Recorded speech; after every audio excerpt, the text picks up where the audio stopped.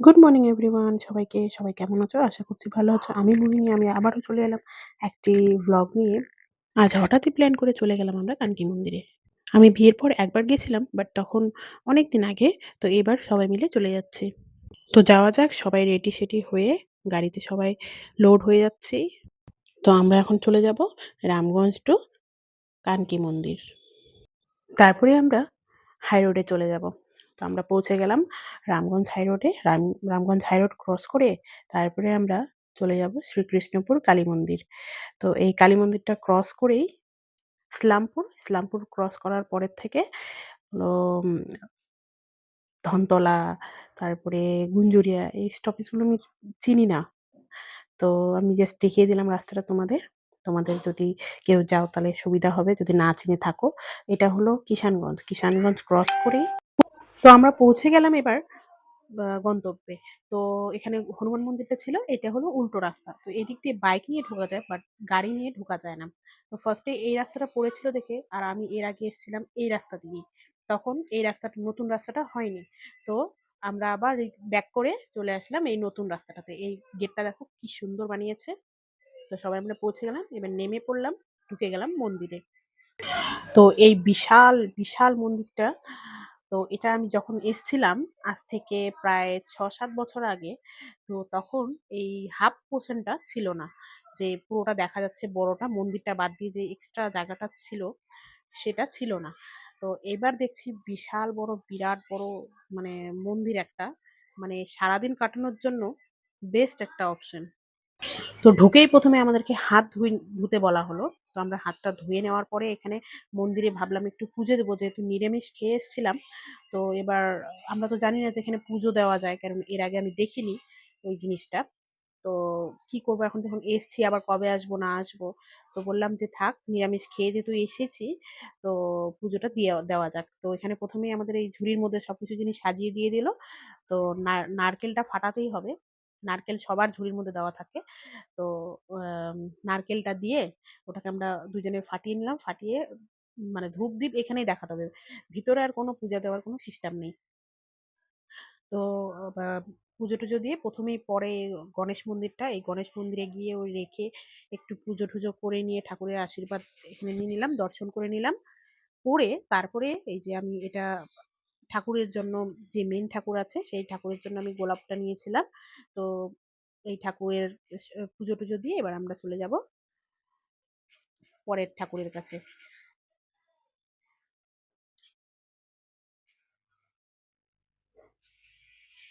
তো আমরা সবাই পুজোটা দিয়ে নিচ্ছিলাম। এটা হলো মেইন মন্দির। এটা হলো মেইন কানকি ধাম। কিন্তু ঠাকুরগুলোর নাম আমি ঠিক জানি না। আমি চিনি না এই ঠাকুরগুলোকে। একটা হলো এই ধরনেরই শ্যাম ঠাকুর হয়, ওনাকেই চিনি, যেটাকে আমি পুজো করি। আর এটা কোন ঠাকুর আমি বলতে পারছি না। তো এই যে পন্ডিতজিকে আমরা ওই জিনিসগুলো দিয়ে দিলাম। দিয়ে উনি যা নেওয়ার ফুল-টুলগুলো দিয়ে দিল। দিয়ে আমাদেরকে একটু প্রসাদ দিয়ে ওটা দিয়ে দিল ঝুড়িটা। তো তারপরে দেখো মন্দিরটা বিশাল সুন্দর ডেকোরেটিং করা ছিল। আর এটা হলো মান্নাত ধাগা বাঁধে এর মধ্যে। মানে কারোর মনস্কামনা যদি থাকে সেই মনস্কামনাটাকে বলে এই সুতোটা এখানে বেঁধে দিতে হয়। ওই যে এই সুতোটাও আমাদের ওই ঝুড়িটার মধ্যে দেওয়াই ছিল। তো তারপরে আমরা বেঁধে নিলাম। আমার মান্নাত ধাগাটা আমি বেঁধে নিলাম। মাম্মামের জন্য আমিই বেঁধে দিলাম। হাসব্যান্ড বেঁধে নিল, মা বেঁধেছে, সবাই বেঁধেছি আমরা।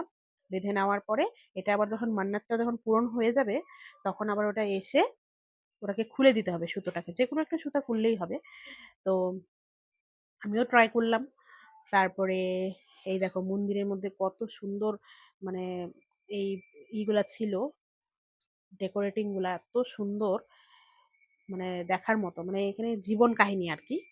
তো সব ডেকোরেটিং করা ছিল। তারপরে এগুলো হলো ঠাকুর কাঁচের বাক্সের মধ্যে বেশ সুন্দরভাবে সাজানো ছিল। মানে এটা হলো ভগবান বিষ্ণুরই অবতার। তো আমরা তো চিনি না অতটা। আর এখানে হলো একটা প্রদীপ জ্বলছিল। সেই প্রদীপের আ মানে তাপটাকে সবাই নিতে হবে। আমরা যেটা প্রদীপের তাপের আশীর্বাদ নিই আরকি সেরকমই। তো তারপরে এখানে গেটের মধ্যে এখানে প্রসাদ দিচ্ছিল আর তিলক দিচ্ছিল। মানে সিস্টেম খুবই ভালো এক কথায়। তারপরে নিয়ে আমরা চলে গেলাম। মন্দির দর্শন হয়ে গেলে এবার আমরা নিচে চলে গেলাম। এবার আমরা চারিপাশটা ঘুরবো। আর এটা হলো জুতো খুলে রাখার জায়গা। এখানে নিচে যে গর্তর মতো দেখছো ওখানে তাক করা আছে, সে তাকের মধ্যে জুতো খুলে রাখতে হবে।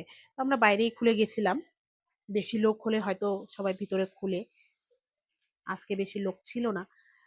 তো তারপরে আমরা এখানে একটু বসেছিলাম, রেস্ট নিচ্ছিলাম, চারিদিকটা একটু ফিল করছিলাম। করে নেওয়ার পরে এটা হলো অপোজিট সাইড, মানে মন্দিরের চারিপাশটা। তো এই মন্দিরের পিছন দিয়ে আমরা চলে যাচ্ছিলাম সোজা। এখানে বাচ্চাদের খেলার জন্য খুব সুন্দর একটা বেস্ট অপশন আছে। আর চারিপাশটা তো এত সুন্দর মনোরম, এত শান্ত সুন্দর পরিবেশ। এর আগে যখন আমি এসেছিলাম তখন মন্দিরটাই ছিল দেখার মতো, সেরকম কিছু ছিল না। তো আমার অতটা ভালো লাগেনি। তো এবার যখন এসেছি আমার খুবই ভালো লেগেছে। সারাদিনে আমাদের মানে সময়টা একদম সুন্দরভাবে কেটে গেছে। বাচ্চা নিয়ে আসলে তো আরো ভালো। বাচ্চাদের এখানে বেস্ট অপশন খেলার জন্য সবকিছুই ছিল আর কি, একটা পার্কের মতো, ফ্রি অফ কস্ট। এটার মধ্যে কোনো পয়সা লাগেনি, কিছু না। মানে মন্দিরে যে কোনো জায়গায় কোনো পয়সা আমাদের লাগেনি। তারপরে ওরা এখানে খেলে নিচ্ছিল, অনেক কিছু খেলার ছিল। আর এগুলো ভালো, বেশ শক্ত-মক্ত। তারপরে দেখো ওর বাবা এমন ঘুরিয়েছে ওকে, পড়েই গেল বেচারা। তো দেখছি যে বেশ শক্ত, একটু আমরাও বসে দেখা যাক। তো আমরাও বসে নিলাম। আর এই দোলনাটাতে সবাই বসতে পারে। তো আমরাও বসে গেছি। তারপরে মাম্মামের খেলা কমপ্লিট হয়ে গেছে। এবার আমরা ভাবলাম বেরোনো যাক। তারপরে দেখছি আবার চারিপাশটা ঘুরে এই একটা মন্দির দেখতে পেলাম। এখানে একটা যজ্ঞের মতো জ্বলছিল সবসময়।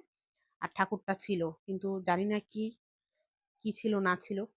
যাই হোক সবই ভগবান, ভগবান সবারই সেম থাকে। তাই আমিও অতটা, ভগবান ভগবানই হয়। তারপরে এখানে দর্শন করে আমরা আরেকটু চারিপাশটা ঘুরে নিলাম ভালোভাবে।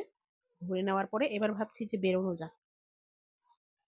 পুরোটা আমাদের ঘোরা কমপ্লিট হয়ে গেল। আর এত গরম পড়েছিল, মানে তোমরা যদি আসো কেউ, এই গরমে এসো না। বিচ্ছিরি একটা গরম ছিল। এই বিচ্ছিরি গরমে অস্থির হয়ে গেছি আমরা। তারপরে এত খিদে পেয়ে গেছিল, তারপরে চলে আসলাম ইসলামপুরের ডাকিং এ। তো ইসলামপুরে এসেই খেলাম, কারণ ওগুলা মানে অচেনা জায়গা, আমার খেতে একটা অকওয়ার্ডই লাগে। তারপরে আমরা চলে এলাম ডাকিং এ। সবাই এবার আমরা যার যা ইচ্ছা সব খেয়ে নেব। তো আমরা তো চিকেন আইটেমই খাবো খেলে পরে। তো খাওয়ার অর্ডার দিয়েছি, ওটা একটু আসতে টাইম লাগবে ১০-১৫ মিনিট। তো ততক্ষণে আমরা পনির পকোড়া খেয়ে নিলাম। আর সবাই আমরা খুবই এক্সাইটিং ছিলাম খাওয়ার জন্য, কারণ যেহেতু সারাদিন কিছু খাইনি। তো খেয়ে নিলাম আমরা প্রথমেই। আমাদের অর্ডার চলে এলো নান আর চিকেন কষা। আর মা হলো যেহেতু নিরামিষ খাবে, তো মা খেলো হলো পনির বাটার মশালা আর নান। খাবারগুলো ভীষণই ভালো ছিল। এখানে পাশাপাশি দুটো হোটেল আছে, ডলফিন আর হলো দা কিং। দুটোরই খাওয়ার বেস্ট। আমরা যেহেতু এখানকারটা ট্রাই করিনি, তাই আমরা ভাবলাম যে না, এখানেই যাওয়া যাক, এখানকারটাও খাওয়া যাক। যেহেতু যখনই আসি ডলফিনেই যাই, এইটার মধ্যে আসাই হয় না। তো এটার মধ্যে এসে দেখি ভীষণ টেস্টি। তো পরে আমরা একটু ভাত খেতে ইচ্ছে করলো, তো আমরা জিরা রাইসও খেয়ে নিলাম। তারপরে আমরা চলে আসলাম সোজা কসমোবাজার। কসমোবাজারে কিছু গরমের কালেকশন নেওয়ার ছিল, বরের হাফ প্যান্ট ওগুলো নেওয়ার ছিল, তারপরে আমারও কিছু নেওয়ার ছিল, মেয়ের বাড়ি পরার জন্য হাফ প্যান্ট, তারপরে টপ, এগুলো নেওয়ার ছিল। আর এই শার্টটা দেখো আমার খুবই পছন্দ হয়ে গেছিল, বাট হলো না বরের। আর অনেক স্টকে ছিল মাল। এই রকমের টপগুলো আমি মেয়ের জন্য নিয়ে নিয়েছি। আর এই গ্রিন কালারের ড্রেসটা আমার জন্য নিয়েছি। আর মা নিয়েছে দুটো শাড়ি। তারপরে আমরা চলে যাবো এবার বাড়ি সোজা। গরমে অস্থির, গরমে নাজেহাল অবস্থা। গরমে কেউ এসো না কোথাও ঘুরতে। হ্যাঁ আসবে, কিন্তু ঠান্ডা ঠান্ডা ওয়েদারে। বাড়ি এসে ভীষণই টায়ার্ড। দেখা হচ্ছে নেক্সট ব্লগে। তোমরা এনজয় করো কানকি ব্লগটা। Bye bye, tata.